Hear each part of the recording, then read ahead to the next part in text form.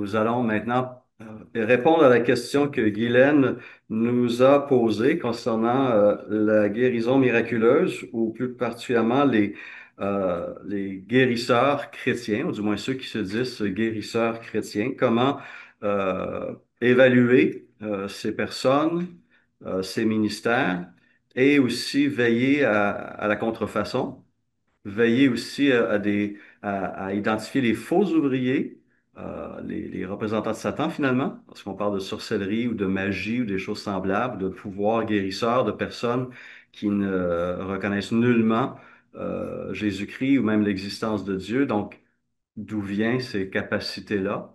Donc, on croit que Satan a un pouvoir aussi d'égarement à travers la maladie et la guérison. Donc, on veut examiner un peu ces questions-là ce soir, et espérant qu'on va répondre à quelques-unes des questions de notre sœur Guylaine. On veut commencer avec une affirmation qui est importante et qui paraît évidente, mais que Dieu guérit encore. Amen. Amen. Alors, je dis ça, puis quand je dis ça, une des premières choses qui vient à l'esprit, vous pensez guérison miraculeuse. Hein? Quand je dis que Dieu guérit encore, on pense guérison miraculeuse. Mais on doit faire attention de ne pas limiter Dieu à cette forme de guérison-là. Parce que Dieu guérit aussi, bonsoir, Dieu guérit aussi à travers les moyens naturels qu'il nous a déjà donnés, n'est-ce pas? Si je me fracture un os, mon corps a la capacité de régénération. Et ça aussi, c'est un don de Dieu, n'est-ce pas? Si j'ai une infection qui m'attaque, bien, j'ai des globules blancs qui ont un travail déjà bien organisé et qui m'aident à lutter contre des infections, des maladies, des substances étrangères. J'ai un système immunitaire qui est là, et ça aussi fait partie de la façon dont Dieu m'a créé, des moyens que Dieu a placés dans mon propre corps. Donc, à travers les moyens naturels, Dieu agit aussi pour guérir.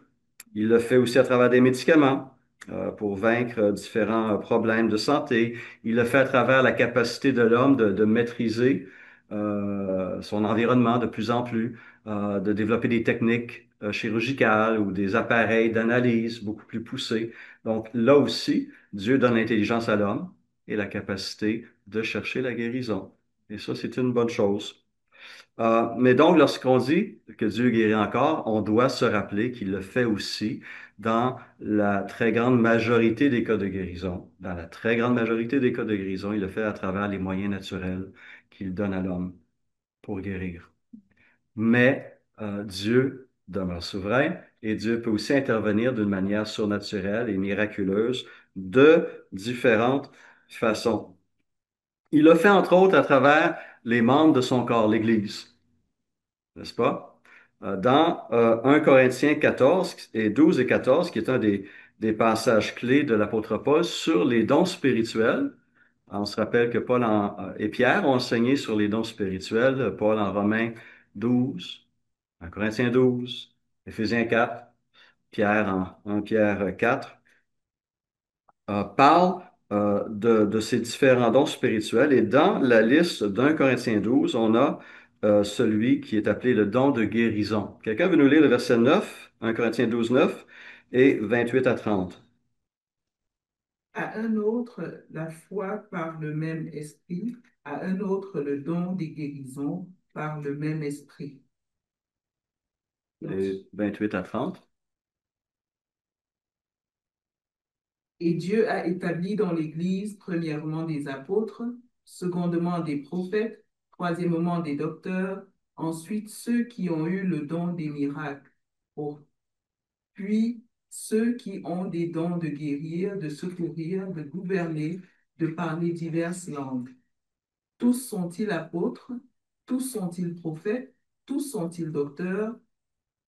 Tous ont-ils le don des miracles? Tous ont-ils le don des guérisons? Tous parlent-ils en langue? Tous interprètent-ils? Aspirez aux dons les meilleurs, et je vais encore vous montrer une voie par excellence.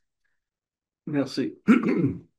Dans ce passage-là, le don de guérison est mentionné à trois reprises. Ce qui est intéressant, c'est que littéralement, le don de guérison singulier n'existe pas.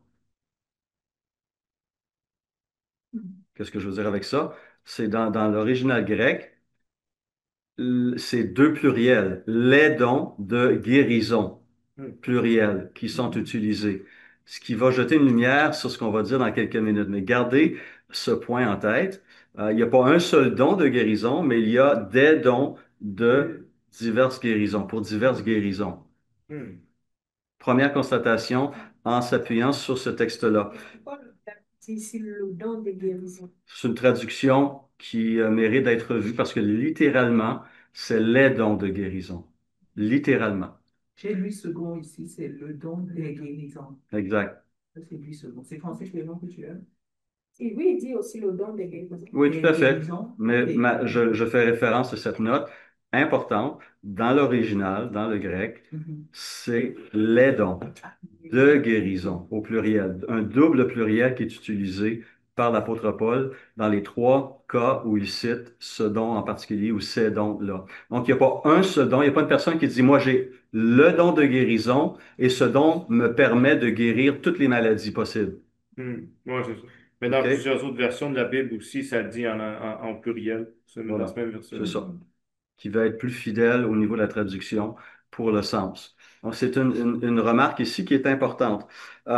Christian Schwartz, qui a écrit un ouvrage, Dons pour le service, non, à la recherche de vos dons, quelque chose de semblable, j'ai oublié le site exact, va décrire les différents dons spirituels qu'on peut retrouver. Et il décrit ainsi les dons de guérison. Il dit, ce sont des capacités particulières que Dieu accorde à certains membres du corps de Christ pour servir d'intermédiaire à la guérison des malades sans recourir à des moyens naturels. Donc, c'est un don qui serait miraculeux, attribué à certaines personnes, qui peuvent guérir certaines maladies dans certains cas, d'autres types de maladies dans d'autres cas. C'est comme ça qu'on peut comprendre 1 Corinthiens 12. Et cela fait partie de l'ensemble des cadeaux de Dieu à l'Église de Jésus-Christ. Il y a diversité de dons, mais un même esprit. Et on a eu cette liste qu'Emmanuel nous a lue. Plusieurs types de dons spirituels qui cherchent à édifier, à contribuer à l'édification du corps de Christ. Si on regarde le tout début de l'histoire de l'Église, on va voir dans le livre des Actes les serviteurs de Dieu qui avaient ce don ou ces dons de guérison. On va regarder quelques textes, puis essayer d'analyser un petit peu comment les choses se passent et voir si ça jette une lumière un petit peu sur la question de Guylaine. Alors, qui voudrait prendre Acte 3, 1 à 10? Et je vais avoir plusieurs textes à faire lire, donc n'hésitez pas à vous porter volontaire. Oui. Merci, Maxime. Acte 3, 1 à 10. Acte 5, 12 à 16. Odile. Acte 9, 10 à 12 et 17 à 18. Lemuel. Acte 9, 32 à 35. Parfait. Acte 19, 11 et 12. Quelqu'un d'autre? Mac, merci. Acte 28, 7 à 9. Allez, Oui, Gabriel. merci. Alors, premier texte, Acte 3, 1 à 10. Pierre et Jean montaient ensemble au temple à l'heure de la prière, qui était la neuvième. Il y avait un homme impotent dès sa naissance qu'on portait et qu'on mettait tous les jours à la porte du temple, appelé la Belle, pour demander l'aumône à ceux qui entraient dans le temple. Cet homme, voyant Pierre et Jean qui allaient entrer dans le temple, leur demanda l'aumône. Mais Pierre, ayant les yeux arrêtés sur lui avec Jean, lui dit, regarde-nous. Et il les regardait attentivement, s'attendant à recevoir quelque chose d'eux. Alors Pierre lui dit, je n'ai ni argent ni or, mais ce que j'ai, je te le donne au nom de Jésus de Nazareth. Lève-toi et marche. L'ayant pris par la main droite, il le leva, et à l'instant, la plante de ses pieds et ses chevilles devinrent fermes. Et sautant, il se tint debout et marcha, et il entra avec eux dans le temple, marchant, sautant et louant Dieu. Que j'aime ce récit. Hein, genre, On le on voit a, dans- on a la chanson, hein, On le marchant et sautant et louant Dieu. Ah, j'aime le chant parce qu'il vient de ce texte-là et on voit la joie débordante de cet homme-là qui ne s'attendait pas à ce miracle, n'est-ce pas? Hmm. Il pensait avoir l'argent. Hein? Alors, qu'est-ce qu'on constate? Qu'est-ce qu'on apprend sur ce texte, dans ce texte? Quel type de maladie Il était Infirme. infirme. Ouais. De naissance. Mm. Donc, c'était quelque chose là, qui durait depuis des années. Il était né comme ça, finalement. Il n'avait jamais pu marcher de sa vie. Comme Jonathan à Boiteux. Linda. Pardon? Comme Jonathan à Linda. Celui qui vient ici en souvent. Ah oui, oui, excuse, oui. Et donc, une guérison clairement surnaturelle, miraculeuse, qui s'est fait comment? À l'instant. À l'instant, oui, c'est Par un bon point. euh, Par une proclamation Mm. d'autorité, une parole de Pierre.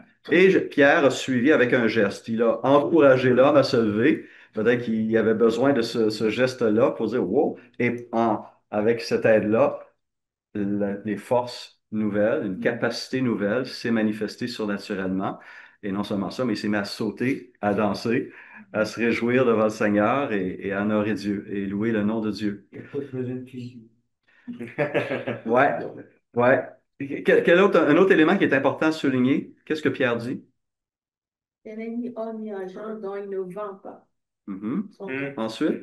Mais Regarde-le. non, je te le donne au nom de Jésus. Au nom de Jésus. Ah! Au nom de Jésus-Christ. D'accord? Donc, Jésus est proclamé à travers cette guérison-là. L'honneur revient à Jésus. Lui qui guérit. Gardons ça en tête. L'honneur revient à Jésus. Il ne le fait pas de sa propre autorité. Non, Mm. exactement. Donc, quelques éléments. On va poursuivre. Il y a peut-être d'autres choses qui vont venir à l'esprit, mais on va poursuivre. Acte 5, 12 à 16.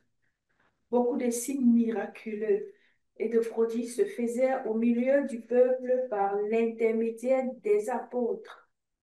Ils se tenaient tous d'un commun accord au portique de Salomon. Personne d'autre n'osait se joindre à eux, mais le peuple les tenait en grande estime. Le nombre de ceux qui croyaient au Seigneur, hommes et femmes, augmentait de plus en plus. On en venait à sortir des malades dans les rues et à les placer sur les civières et des brancards afin que, lorsque Pierre passerait, son ombre au moins couvre l'un d'eux. Une foule de Une gens. foule de gens accourait aussi des villes voisines vers Jérusalem. Ils amenaient des malades et des personnes tourmentées par des esprits impurs et tous étaient guéris. Alors, particulier, hein? Ouais. Particulier comme récit.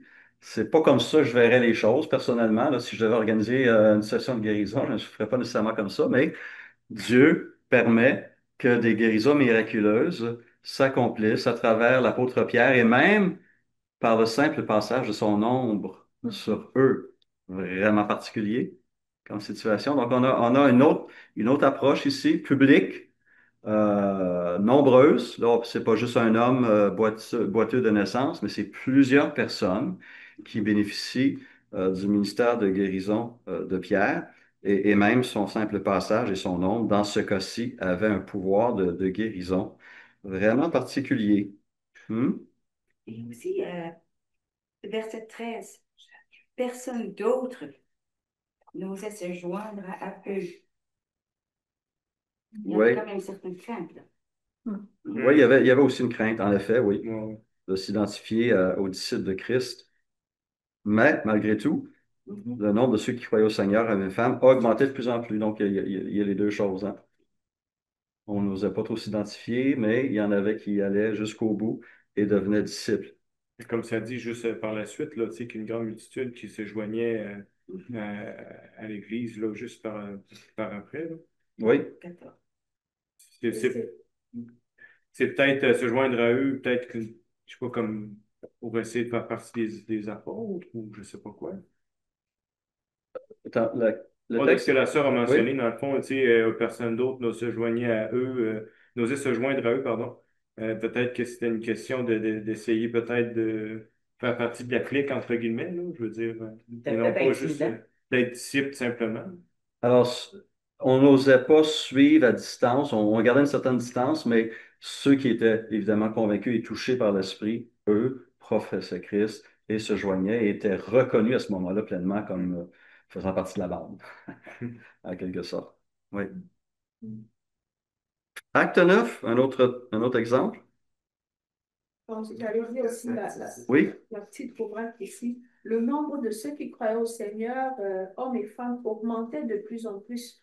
Donc, ça veut dire aussi quelque part que lorsqu'il y a des guérisons, ça attire la foule, hein, les gens sont malades, il y a plein de gens dehors qui souffrent.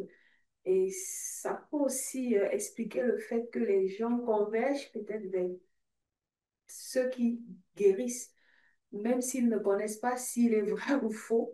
On a tendance, parce qu'on veut être soulagé, on a tendance à converger vers là.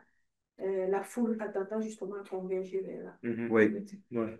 Alors, quand c'est un disciple de Jésus-Christ qui a la capacité, ou si c'est au niveau humain, un spécialiste dans un domaine, on est prêt à aller, que ce soit aux États-Unis, que ce soit au Mexique, que ce soit n'importe où où on a quelqu'un qui a une compétence, un traitement innovateur, qui a fait ses promesses, on est prêt à payer une fortune, hein, pour retrouver la santé. Donc oui, ça nous pousse, hein. Si on est confronté à une maladie chronique ou mortelle, on est prêt à faire plein de choses. Et ici, les gens venaient de partout compte tenu de la réputation qui se dégageait de Pierre et des apôtres. Après aussi, il y avait la crainte encore des Juifs. Et la crainte des Juifs qui demeurait, en effet, oui.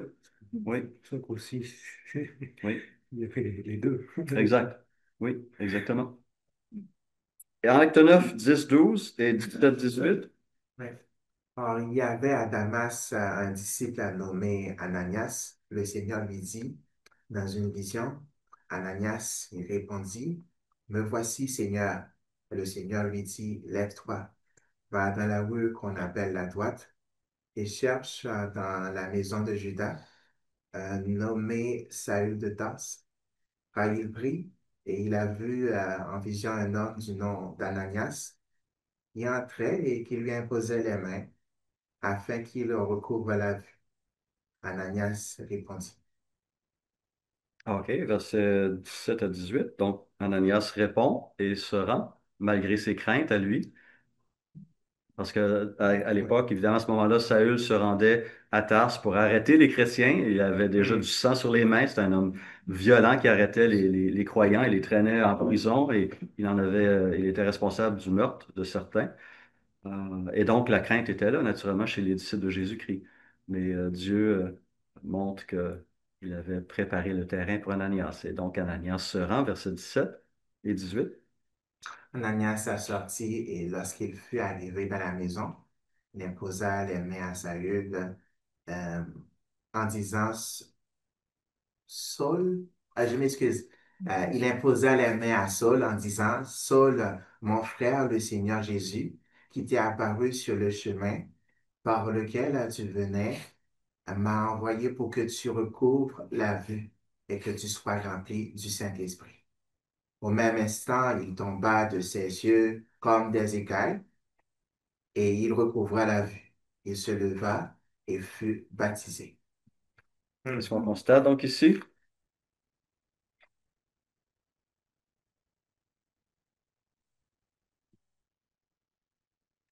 Ben, que Dieu se sert d'Ananias pour guérir Paul. C'est pas lui qui l'a guéri, mais il se sert de lui. Ben, il Il se sert de l'envoie. lui, C'est oui. ça. Il est son envoyé, son messager, son représentant. Et il le fait comment? L'imposition. Par l'imposition des mains. Oui, c'est précisé, par imposition des mains et par une proclamation conforme à la volonté révélée de Dieu, de Jésus, pour Et, lui. excusez-moi aussi, qu'est-ce que j'avais beaucoup, c'était ici, en verset 17, Ananias dit, Saul, mon frère. Et juste avant ça, il a dit, veux-tu vraiment que j'aille? Cet homme-là, il fait tellement de méchanceté envers nous, il nous brûle, il nous met en prison, il fracasse notre maison, et c'est vraiment lui que tu veux. Et maintenant, il a une discussion avec le Seigneur, bien sûr, avec Dieu, et après ça, Jésus, après ça, il dit, Saul, mon frère. Oui. Alors, on n'a pas lu tout le passage, mais verset 15, le Seigneur répond à l'objection d'Ananias et dit, Vas-y, car cet homme, Saul, est un instrument que j'ai choisi pour faire connaître mon nom aux non-juifs, aux rois et aux Israélites. Je lui montrerai tout ce qu'il doit souffrir pour moi. Hein? Et si vous voulez avoir une idée, ben, lisez 2 Corinthiens 11. C'est impressionnant ce que l'apôtre Paul a vécu par fidélité, par obéissance. La vie d'obéissance, la vie de disciple n'est pas toujours quelque chose de facile. Au contraire, souvent venir à Christ dans le monde contemporain, comme les siècles antérieurs, c'est aller à contre-courant et faire face à une opposition, à une résistance du monde. Hein. C'est pas facile de vivre en tant que disciple de Jésus-Christ.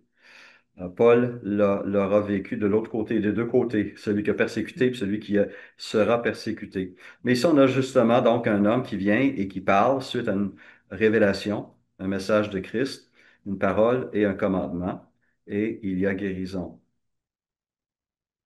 Un autre exemple dans le même chapitre, versets 32 à 35. Comme Pierre parcourait tout le pays, il descendit aussi rendre visite aux saints qui habitaient à Lydde. Il y trouva un homme appelé Énée, qui était couché sur un lit depuis 8 ans, parce qu'il était paralysé. Pierre lui dit, Énée, Jésus-Christ te guérit. Lève-toi et fais toi-même ton lit. Aussitôt, il se leva.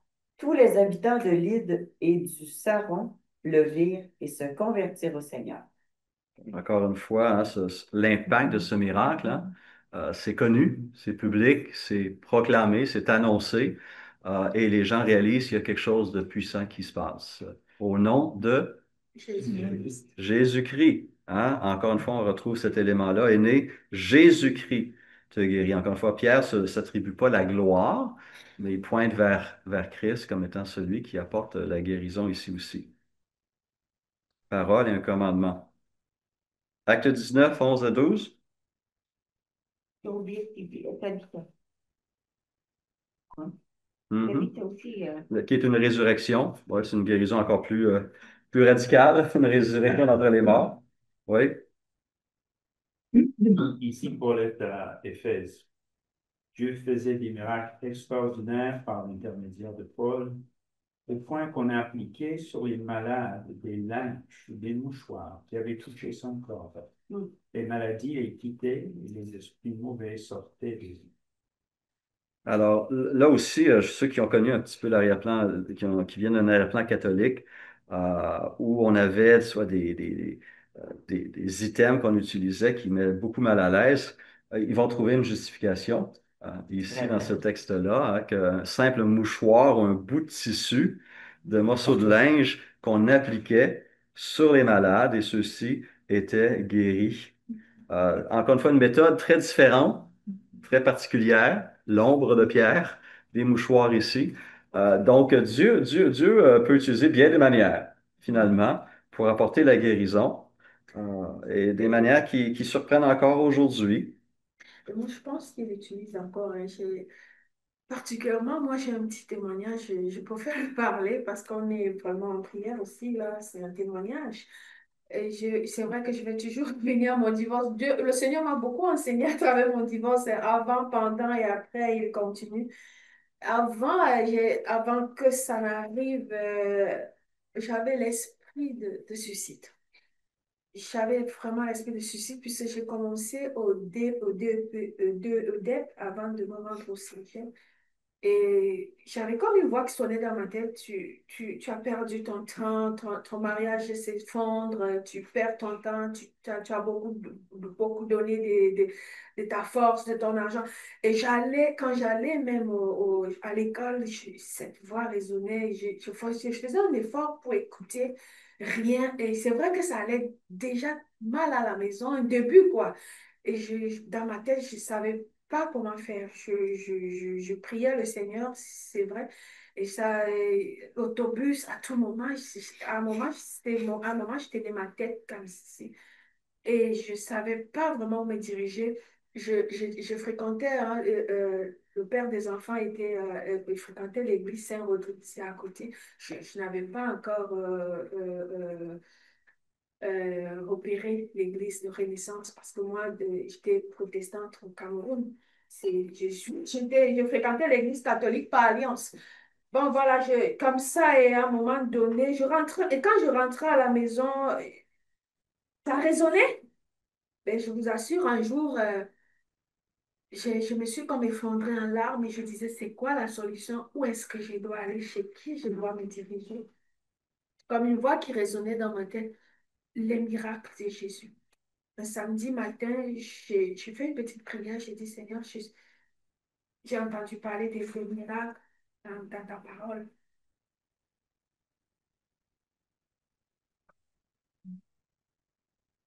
Excusez-moi. Et j'ai ouvert la Bible ce jour-là.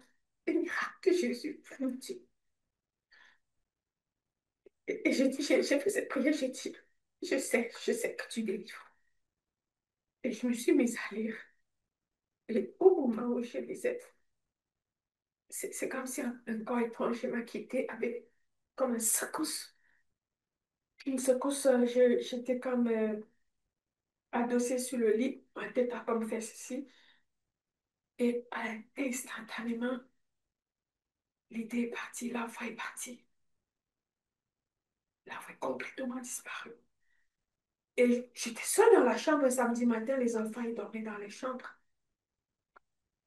Et j'ai comme lâché la Bible, j'ai dit, il y a quelque chose. Toute seule, j'étais dans ma chambre, j'ai dit, il y a quelque chose qui vient de me quitter.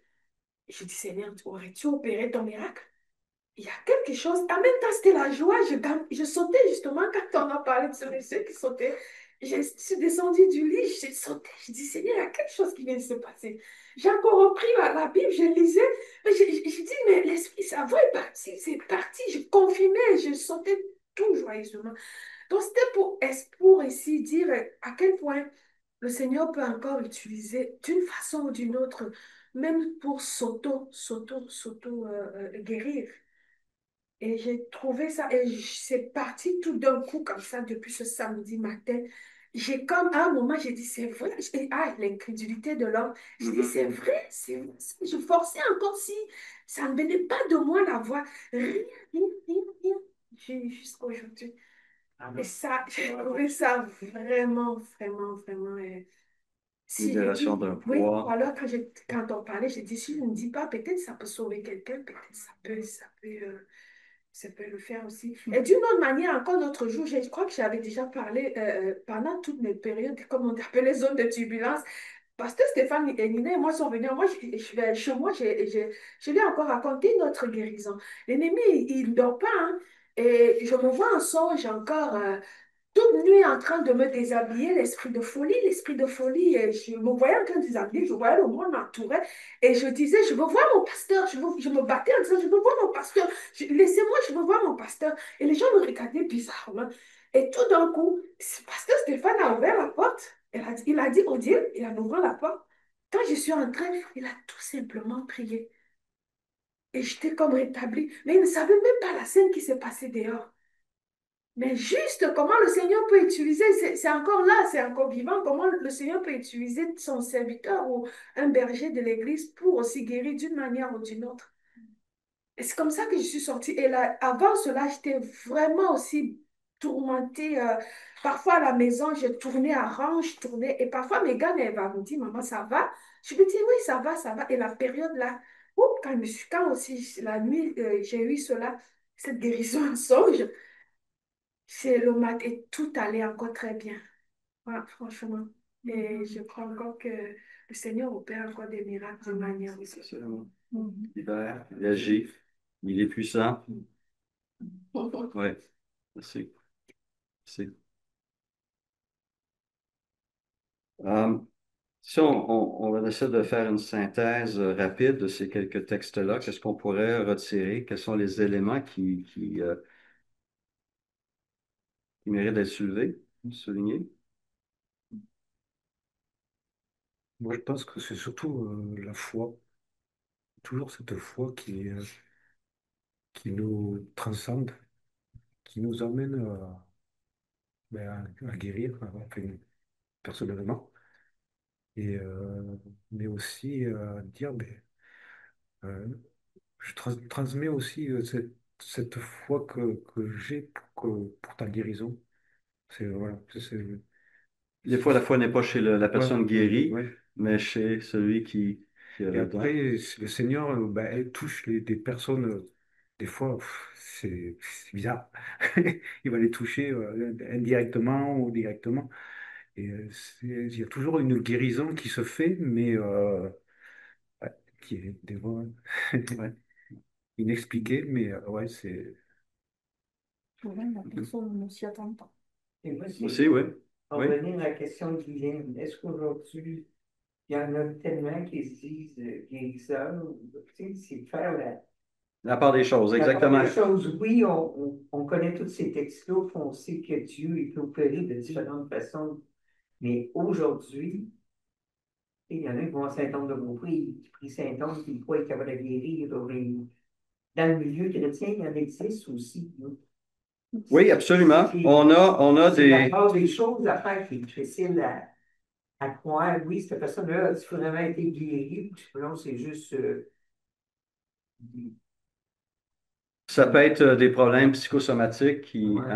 ou ça peut être une fausse impression, ou ça peut être carrément des faux guérisseurs qui parlent au nom de Jésus-Christ, mais le nom de Jésus-Christ devient un moyen pour rehausser sa réputation et probablement avoir des gains pécuniaires. Et pour revenir donc à la question, à la remarque de Guylaine, je vois ou j'ai vu, on en entend peut-être moins, ou peut-être je regarde plus ce genre de choses-là, mais il y avait ces guérisseurs qui faisaient venir des foules entières de gens, puis qui en direct guérissaient plein de Bénéine, gens. hein? Oui, Mais exact. c'est pas de ça que je parlais plus parce que Bénéine, c'est clair là, que c'est pas ça, là. Mais je parlais plus, mettons, quelqu'un, c'est du monde qui ont vraiment l'Esprit Saint, ils veulent partager l'Évangile. Puis là, ils vont dans rue Saint-Jean, puis là, ils accotent tout le monde, t'as-tu mal quelque part, puis là, ils leur imposent les mains, puis là, puis ça te bien, puis t'es guéri. Puis c'est ça, là, je trouve qu'il y a un petit côté ridicule que j'ai de la misère avec ça, là. Mhm. Puis c'est ça que je veux dire. Puis eux autres, ils ressortent de là. Si elle a dit, ah oui, j'ai moins mal, ben là, ça y est, un miracle. Tu sais, puis là, il arrive, puis là, il nous raconte ça. Hey, moi, je n'ai guéri 12 après-midi. Puis c'est un petit peu ça, parce que Ouais. Bénéine, c'est comme de l'évidence, là. Je me casse pas la tête avec lui, là. Mais c'est des chrétiens comme nous qui viennent dans des églises comme nous, puis qui sont convaincus qu'ils ont un certain pouvoir que Dieu leur a donné le don de guérison, là, comme je viens de te l'expliquer. C'est ça qui me choque. Mhm. Alors, c'est tout simplement là qu'on doit... Oui. Non, mais c'est juste que quand j'entends notre sœur parler, ça me fait penser, et parfois ça peut vraiment paraître banal parce que la parole de Dieu aussi, je pense, le dit quelque part, si quelqu'un parmi vous est malade, que deux anciens viennent lui faire de l'onction, donc c'est vraiment, ben, c'est ça, et peut-être ça rejoint aussi ce que notre frère disait par Oui. rapport à la foi, vraiment, c'est que tout le monde peut le faire en réalité, mais parce que c'est Jésus-Christ qui agit, c'est pas cette personne. C'est pour ça qu'il faut Oui, le mais ça faire. devient Alors- un show, là. Ça devient un show. Alors, dans le cas de l'Église, Emmanuel souligne le texte de Jacques 5, 14 et 15, n'est-ce pas? Où une personne, si quelqu'un est malade, on va le lire, Jacques 5. On a Wilfred après qui a levé la main. Wilfrid, bonsoir Wilfrid. D'accord, merci de souligner. Jocelyn aussi. Donc, Jacques 5, Bon, j'attendrai mon tour. oui, donc on va, veux-tu nous lire Jacques 5, 14 Verset 14, oui, je vais le et lire. 15? Oui. Quelqu'un parmi vous est-il malade, qu'il appelle les anciens de l'Église et que les anciens prient pour lui en loignant d'huile au nom du Seigneur. La prière de la foi sauvera le malade et le Seigneur le relèvera. Et s'il a commis des péchés, il lui sera pardonné.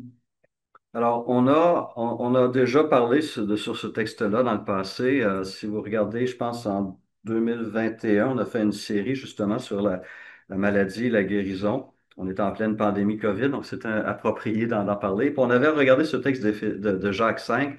Et ici, c'est intéressant de souligner que dans le cadre de l'Église, l'approche qui est recommandée, c'est pas de faire un service de guérison miraculeuse, mais c'est de faire venir les anciens pour qu'il y ait prière avec onction d'huile. Et l'élément clé ici, là, ce qui est souligné particulièrement, c'est la prière.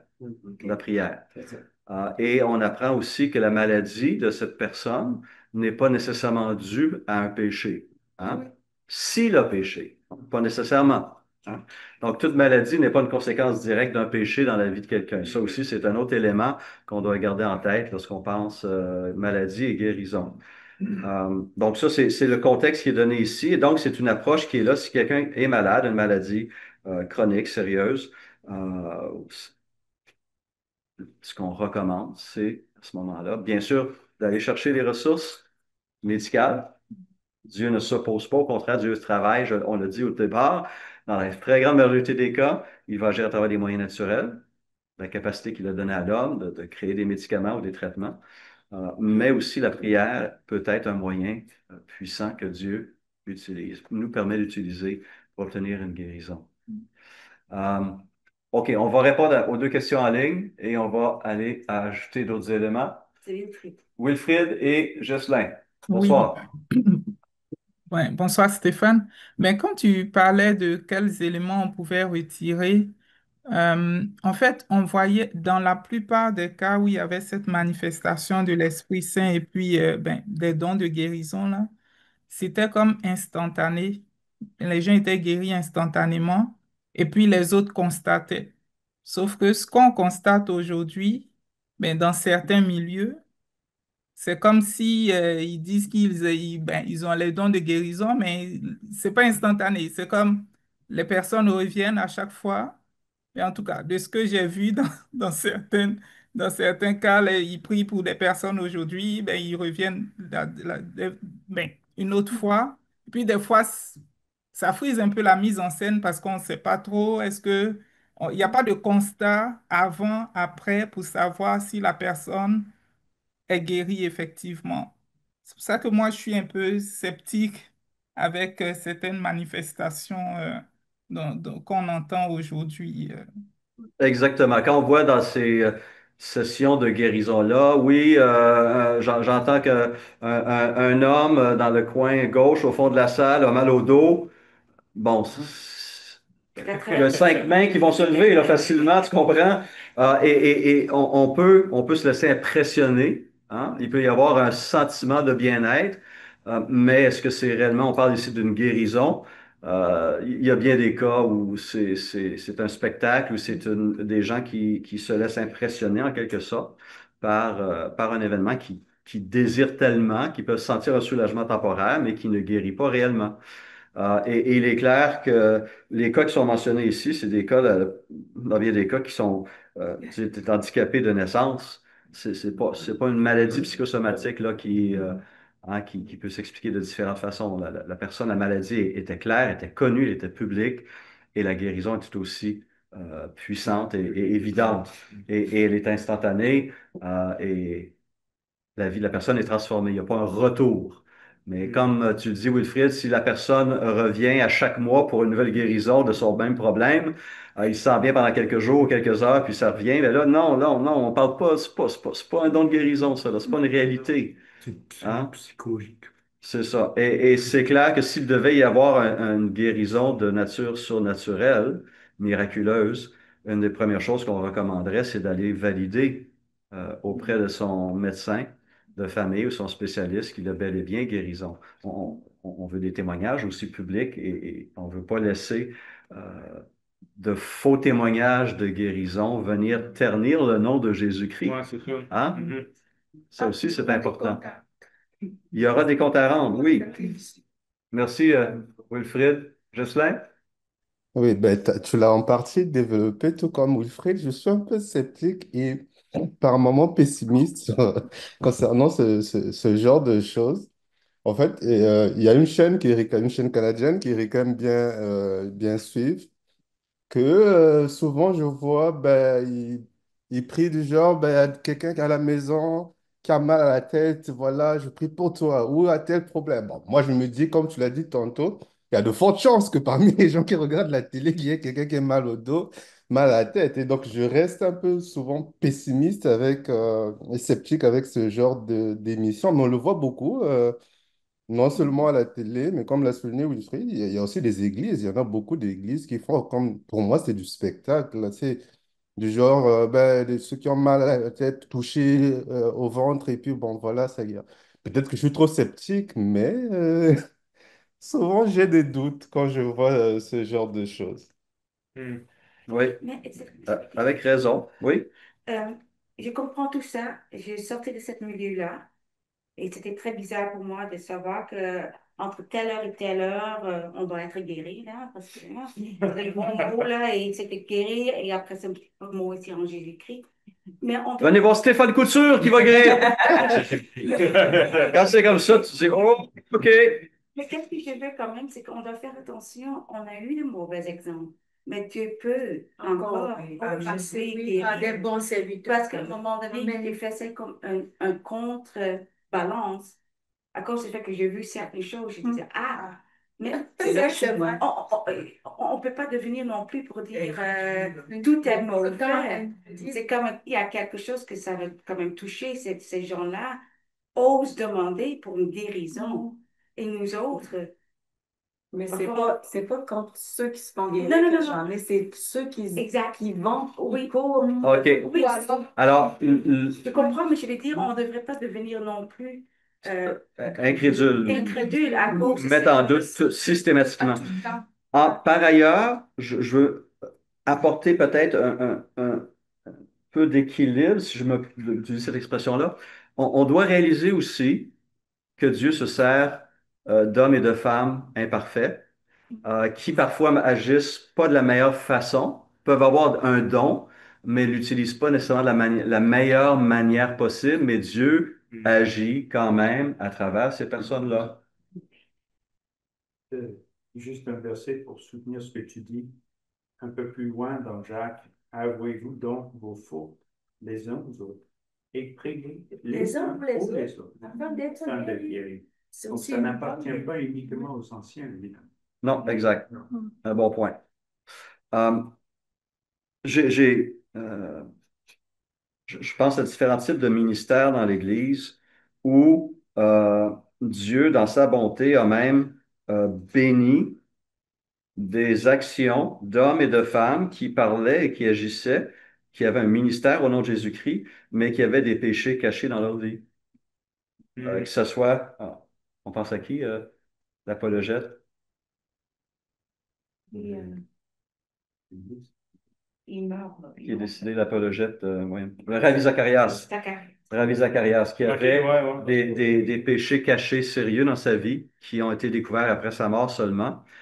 Mais malgré le fait qu'il avait cette vie secrète mauvaise, son ministère d'apologète, de la défense de la foi, a eu un impact mondial malgré tout. Dieu, dans sa bonté, a quand même utilisé cet homme profondément imparfait où on pense à d'autres types de personnes je me rappelle un témoignage d'un évangéliste qui avait été confronté par un chrétien en rapport avec un péché qui était caché. Et l'évangéliste avait un peu rejeté, méprisé, refusé ou s'était moqué de l'homme qui voulait le reprendre avec amour et qui a démontré, il dit, ah, mais Dieu me bénit quand même, et puis il a été faire un service, puis il y a eu quand même des conversions à la suite de son sermon. C'est pas des choses ça ne justifie pas, là, vous comprenez bien.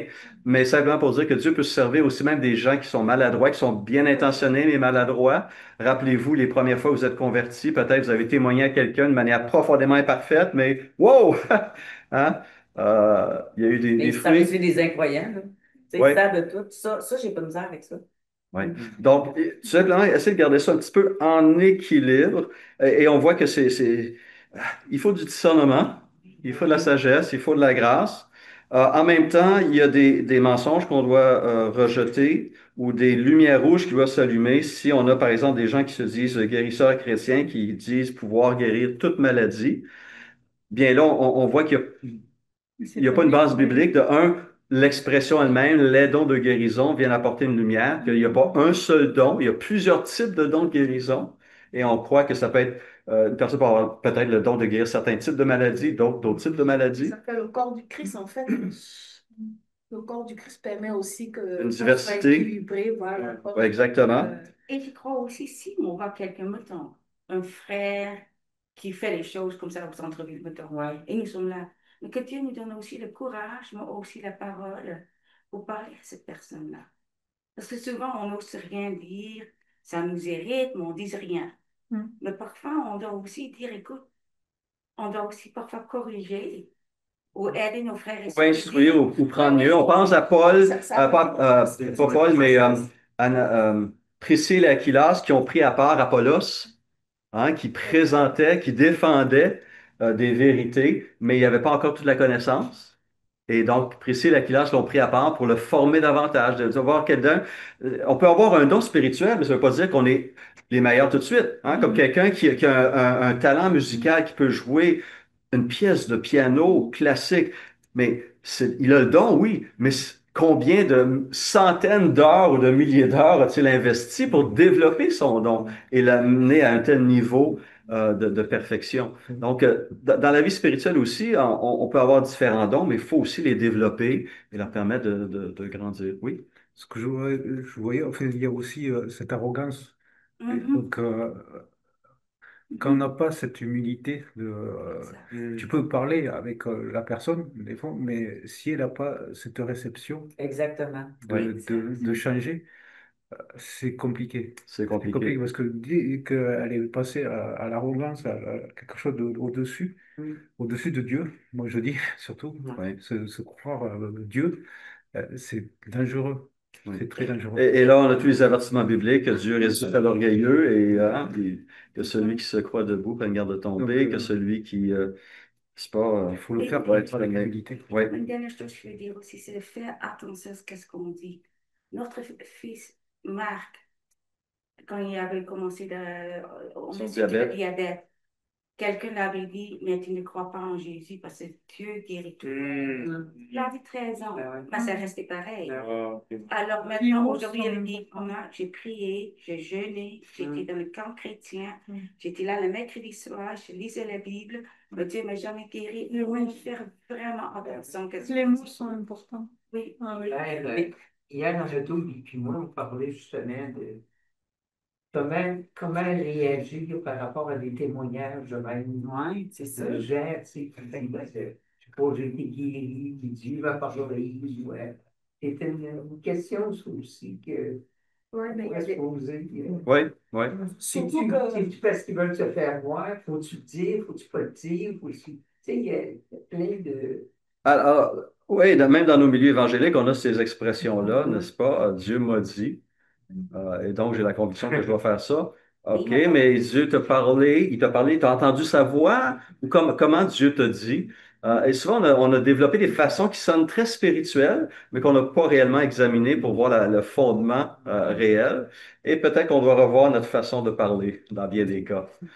Mais c'est ça, on doit faire preuve de discernement, examiner toute chose. On est appelé à examiner toute chose et retenir ce qui est bien, c'est-à-dire par rapport aux prophéties, mais ça s'appliquerait aussi à ces autres exercices de dons spirituels. On doit examiner et on doit se prononcer. Est-ce que c'est de Dieu? Est-ce que la personne elle-même reconnaît Jésus comme Seigneur et Sauveur?